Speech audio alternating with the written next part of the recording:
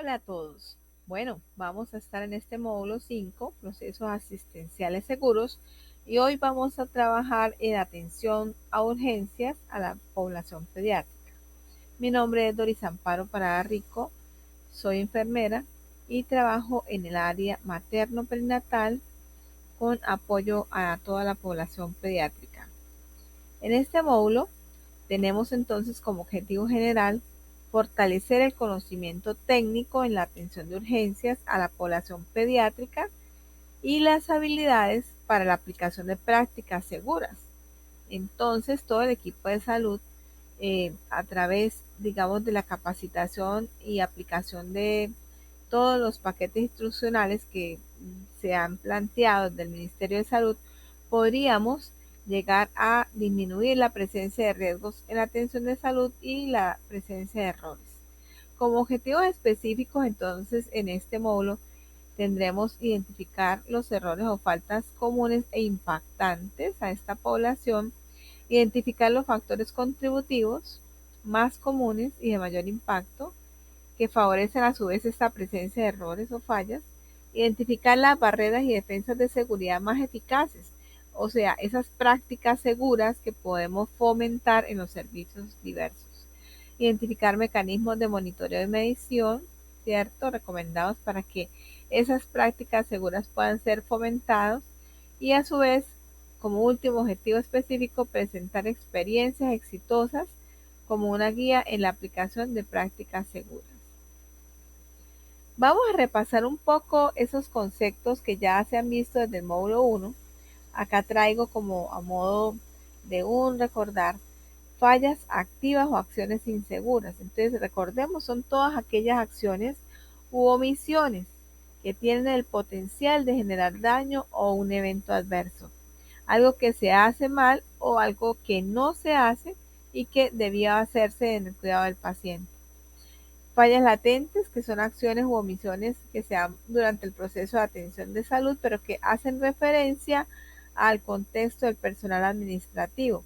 Y el evento adverso, que es el resultado de alguna acción que se pueda realizar y que termine siendo un daño para ese paciente. Bueno, también tenemos que recordar el evento adverso puede ser prevenible o no prevenible, ¿cierto? Dentro de esos eventos adversos prevenibles son aquellos que no son intencionales, como todo evento adverso, pero que se habría evitado mediante el cumplimiento de estándares de cuidado asistencial que estuvieran ya establecidos, ¿cierto? Y un evento adverso no prevenible es un resultado no deseado, no intencional, ¿cierto? Que es el concepto de evento adverso, pero que se presenta a pesar del cumplimiento de todos los estándares de cuidado asistencial. Bueno, repasemos un poco ese contexto de la mortalidad en menores de 5 años. Entonces tenemos en un marco, digamos, general a nivel mundial, que encontramos según la Organización Mundial de la Salud. En el año 2019 murieron alrededor de 5.2 millones de niños menores de 5 años, en su mayoría por causas evitables y tratables. Pero dentro de este grupo vamos a segregarlo a su vez por rangos de edad. Encontramos que el grupo de 1 a 11 meses, ese grupo tuvo una cantidad muy importante, 1.5 millones de esas muertes ocurrieron en este grupo. El grupo de 1 a 4 años tuvo un total de 1.3 millones, pero muy relevante este grupo que nos queda acá, y es el grupo de recién nacidos, que tuvo una totalidad de 2.4 millones de defunciones alrededor de ese año. Entonces, ¿qué podríamos decir? Nuevamente, que entre los niños menores de 5 años, el grupo que más tiene fallecimientos es el grupo de recién nacidos y luego el grupo de niños y niñas de 1 a 11 meses de edad. Lamentablemente, las causas que han llevado a estos fallecimientos han sido causas que podían haber sido prevenibles. Vamos a ver acá en esta gráfica también otro dato muy interesante que encontramos en el Banco mundial, y es que vemos que la tasa mundial de mortalidad de menores de 5 años por cada 1000 nacidos vivos, podemos ver que ha descendido, sí, a nivel mundial, pero estas cifras que podemos ver acá hasta el año 2020 descendieron, y a partir de la pandemia hubo nuevamente un resurgir de esta curva que iba en descenso. No obstante, en el mundo para el año 2020, fíjense que tenemos 37 casos de niños menores de 5 años, que no es una cifra despreciable. A nivel nacional, ¿qué encontramos? También encontramos una curva, un descenso muy importante, con algunos picos en años como el 2019, ¿sí? Que se subió un poquito con relación al 2017, o como iba la curva del descenso, acá tuvo un pico. En el 2020 vemos una cifra interesante, y es que del 2019 al 2020 nuevamente hay un descenso, pero como les decía anteriormente, a partir del 2020 encontramos que nuevamente esta mortalidad aumenta, y está muy relacionado con la pandemia y con la disminución del acceso y las coberturas en salud en esa época. La tasa nacional de mortalidad de menores de 5 años por departamentos, que nos muestra que hay unas diferencias muy marcadas en algunos departamentos, como lo podemos ver acá: Chocó, Vaupés, por ejemplo, San Andrés, La Guajira, Guainía, en donde las cifras son muy diversas a la media nacional.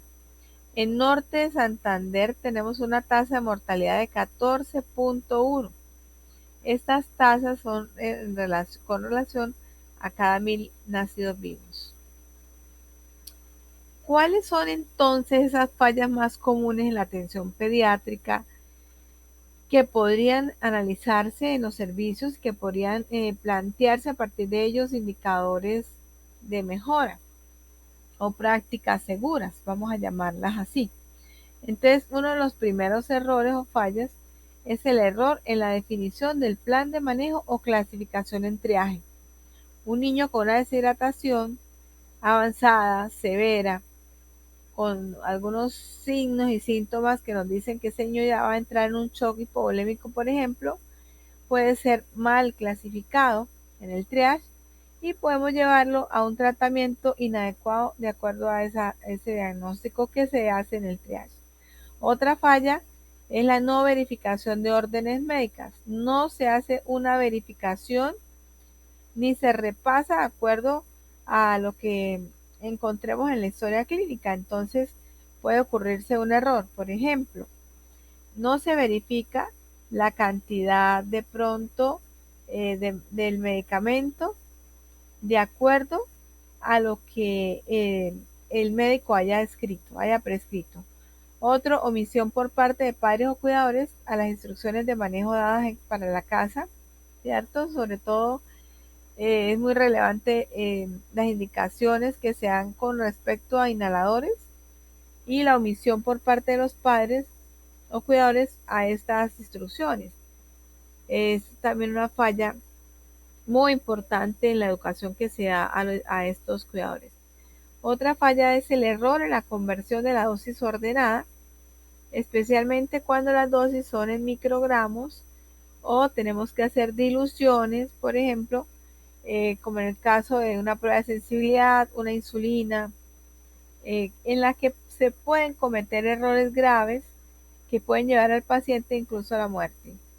Error en el diagnóstico y plan de manejo de la infección respiratoria aguda es otra de las fallas también comunes que encontramos, y una de las causas mayores de complicaciones en el paciente. Así, desde los primeros módulos les hemos ido hablando del protocolo de Londres y cómo este protocolo puede darse o aplicarse para hacer ese análisis de las causas de falla. Entonces acá les traigo una de las fallas más comunes, como las que estábamos hablando ahorita: la no verificación de órdenes médicas. ¿Sí? Como pueden ver ustedes en el color amarillo, tenemos esa falla activa identificada, entonces en el modelo de causas del protocolo de Londres tendríamos que buscar cuáles fueron esos factores contributivos, cuáles son esas fallas latentes que abarcan al personal administrativo, ¿cierto? Y al contexto institucional. Asimismo, identificar el error y a identificar las barreras y defensas que se deben plantear o que están planteadas y se deben fomentar para que ese evento adverso no vuelva a ocurrir. Entonces, en ese sentido, tenemos que hay que hacer un análisis de cada caso específicamente. Entonces, acá tenemos que para el caso de error, ¿cierto? Como estamos hablando ahorita, de no verificación de las órdenes médicas, nuevamente, entonces tenemos el análisis de los factores contributivos que hacen referencia al individuo, al paciente, al equipo de salud, al ambiente, a la tarea y la tecnología, y a su vez repasar esas fallas latentes que tienen que ver con la organización y la gerencia, que si es que de pronto había sobrecarga en el personal, si la infraestructura no tenía luz adecuada, si teníamos dentro de los factores contributivos, por ejemplo, el equipo de salud con malas prácticas de comunicación, entre otras cosas que pueden suceder. Entonces, después de ese análisis de cada uno de los factores y la falla ocurrida, vamos a analizar cuáles son esas barreras y defensas que nos permiten detener, minimizar, disminuir la presencia de esas fallas activas. Entonces, aquí en el caso de la falla que estamos analizando, recuerden cuál es la omisión de la revisión de órdenes médicas, ¿cierto? Repasemos, no verificación de órdenes médicas. Entonces tenemos que las barreras y defensas tienen que ver con barreras humanas, administrativas, físicas y tecnológicas y naturales, nos permiten analizar en ese tipo de fallas qué barrera podemos fomentar o qué barrera fue la que se rompió, digamos, qué rupturas hubo ahí en estas barreras que permitieron llegar a ese error y posiblemente a un daño grave en el paciente. Entonces, después de hacer el análisis, ¿cierto? Todo un análisis en donde el referente hace indagación, busca las historias y todos los documentos que se requieren para hacer el análisis y junto al equipo que involucrado en este análisis se hace todo un proceso de definición de causas. Entonces viene ahora el paso de seguimiento y monitorización.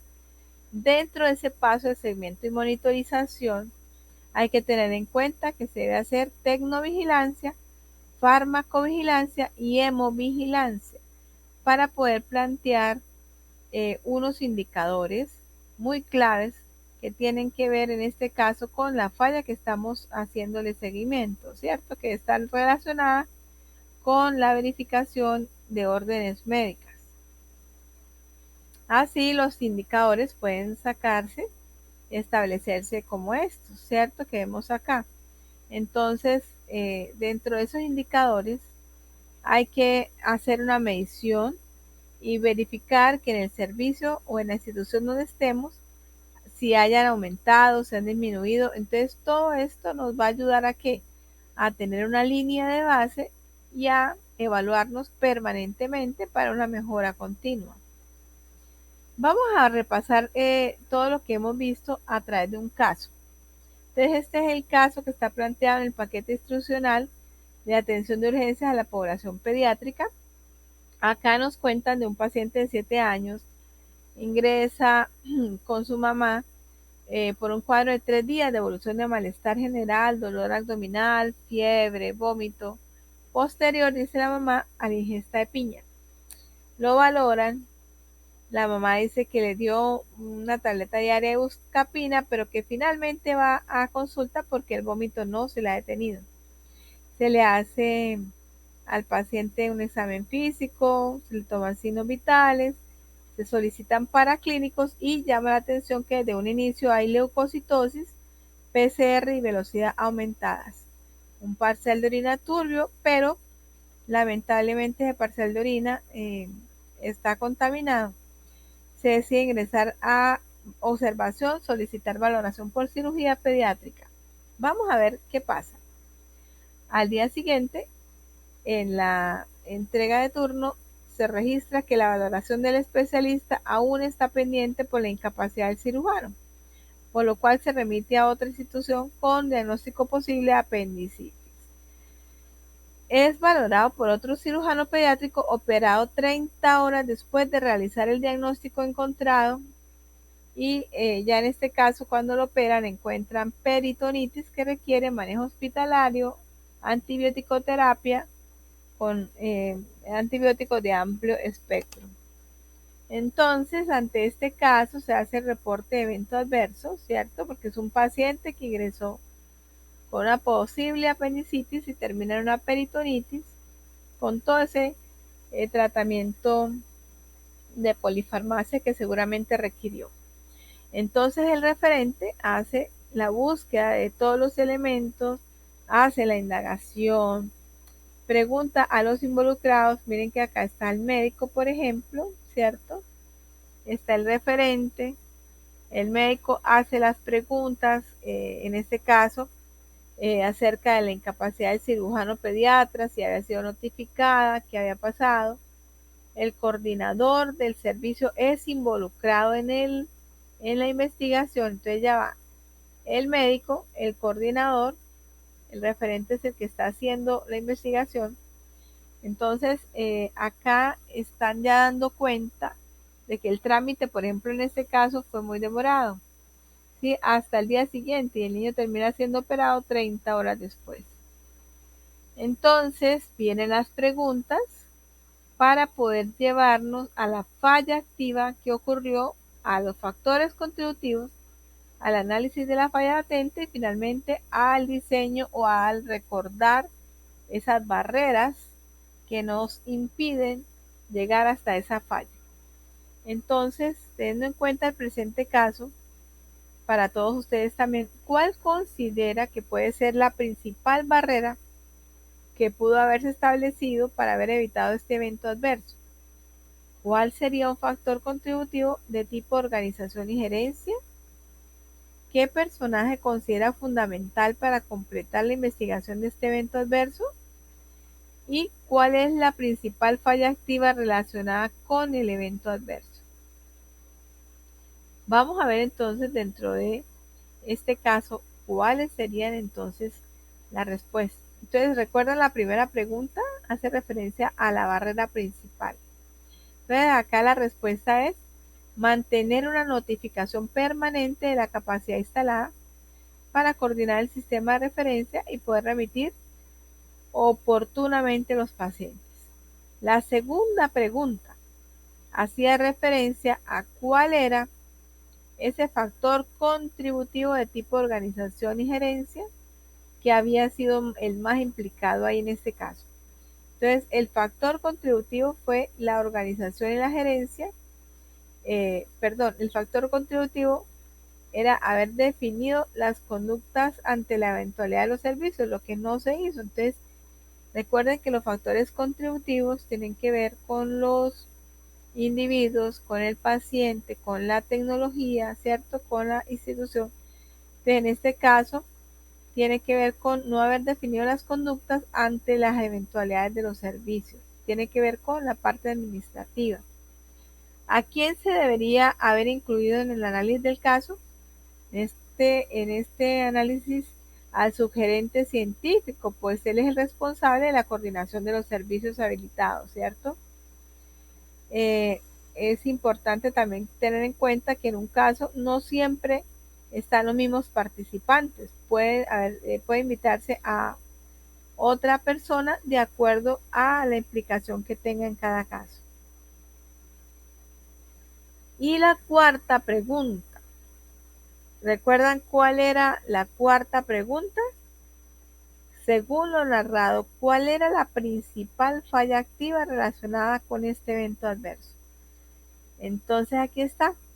La remisión inoportuna, pues ante la evidencia de la no disponibilidad de especialista, La conducta a seguir era la revisión oportuna del paciente, con la cual se hubiera garantizado una adecuada definición del plan de manejo. Bueno, esperamos vernos en otras oportunidades y que sigan repasando, leyendo estas presentaciones o escuchándolas. Hasta pronto.